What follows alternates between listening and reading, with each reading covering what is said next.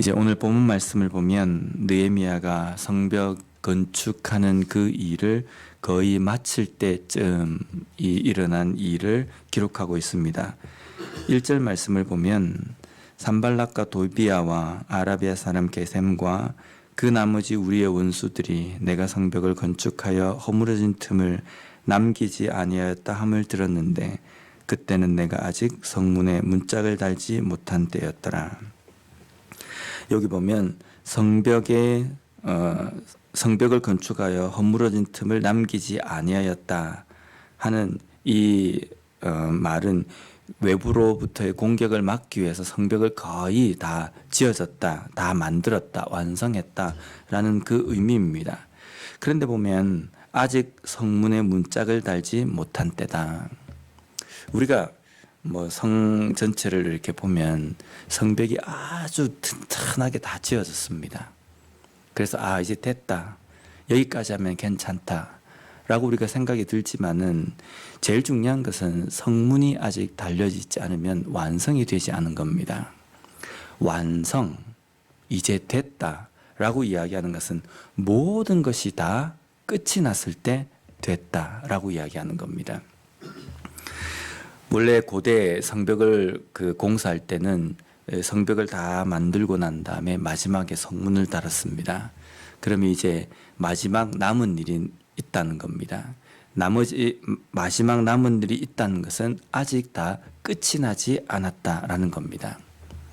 우리의 신앙에서도 내 신앙이 이제 됐다, 여기까지 하면 완성이 되었다라고 말할 수 있는 때는 언제까지라고 생각이 드십니까?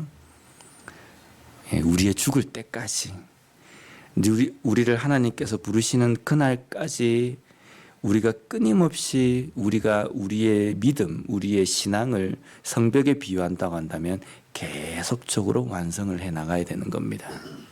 어떤 때는 성벽을 쭉 만들고 이제 성문만 달면 되겠다라고 생각하지만 이전에 제일 처음 만들어 놨던 그 성벽 부분에 약간의 훼손이 있을 수도 있고 또 낡아 있을 수도 있다는 겁니다.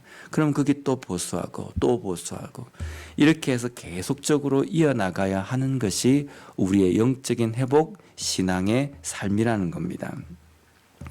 그런데 이 부분에 대해서 성벽이 거의 건축이 되었다는 말을 듣고 느헤미야와 그리고 유다 사람들이 성벽을 건축하는 것을 반대하는 원수들이 이렇게 제안을 합니다. 2절 말씀을 보면 산발락과 게셈이 내게 사람을 보내어 이르기를 오라 우리가 오노 평지 한촌에서 서로 만나자 하니 실상은 나를 해하고자 함이었더라.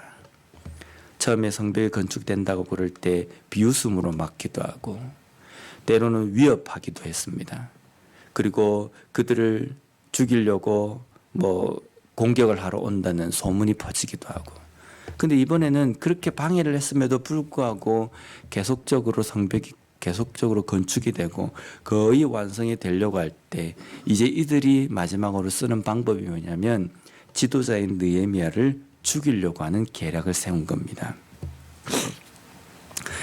우리가 믿음으로 이 땅의 삶을 살려고 할 때, 신앙으로 우리가 이 땅의 삶을 살려고 할 때, 우리의 믿음, 우리의 영적인 부분들을 회복하려고 할 때에 낙심되게 만들고 또 때로는 뭔가 마음속 한구석 구석에 이래서 되겠나라고 생각되어지는 마음에 약해지는 부분들, 그 부분들은 계속적으로 우리에게 온다고 해도 우리는 그 부분에 대해서 대비하고 깨달아야 되는 겁니다. 분명히 우리가 신앙적으로 믿음적으로 제대로 살려고 하면 분명히 우리가 그 신앙의 회복의 길을 걸어갈 때 그 길을 걸어가지 못하도록 막는 요소는 계속적으로 우리를 공격한다는 겁니다. 그럼에도 불구하고 하나님을 의지하고 그 회복을 위해서 나아갈 때에 하나님께서는 우리를 붙들어 주시고 신앙적으로 믿음적으로 잘 살아갈 수 있도록 인도해 주신다는 겁니다.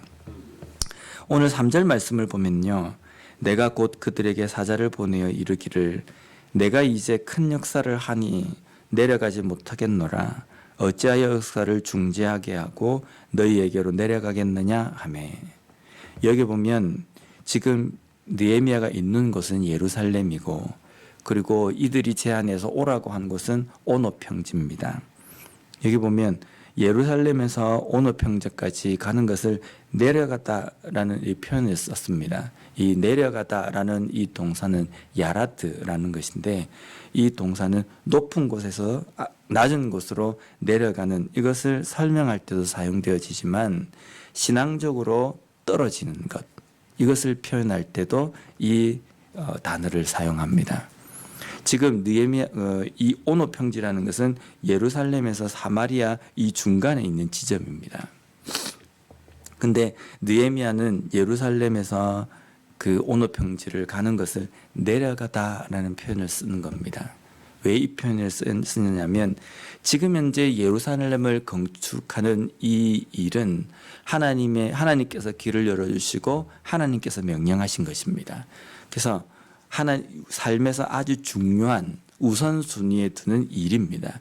그 일을 두고 오노 평지로 간다는 것은 그 지대가 높고 그 지대가 뭐 다른 일이 있다 할지라도 지금 중요한 일을 두고 그 일을 한다는 것은 신앙적으로 떨어지는 것을 의미한다라고 하기 때문에 그 의미로 받아들이기 때문에 느헤미야가 내려간다라는 표현을 사용하고 있는 겁니다. 우리가 신앙생활을 할 때 우리의 믿음 가운데 우선순위를 두어야 할 일들이 있습니다.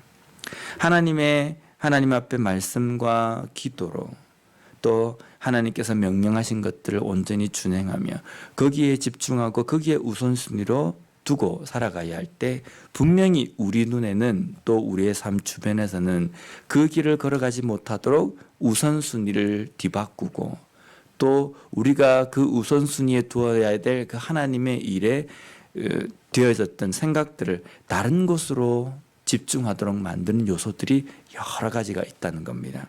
그 일들이 있을 때에 내가 내 삶에서 어떤 것을 우선순위로 두고 살아가야 하는지 그것을 잊지 말고 그 일에 온전히 집중하며 계속적으로 나아가는 것이 영적 회복, 신앙의 회복을 이루는 일이라는 겁니다.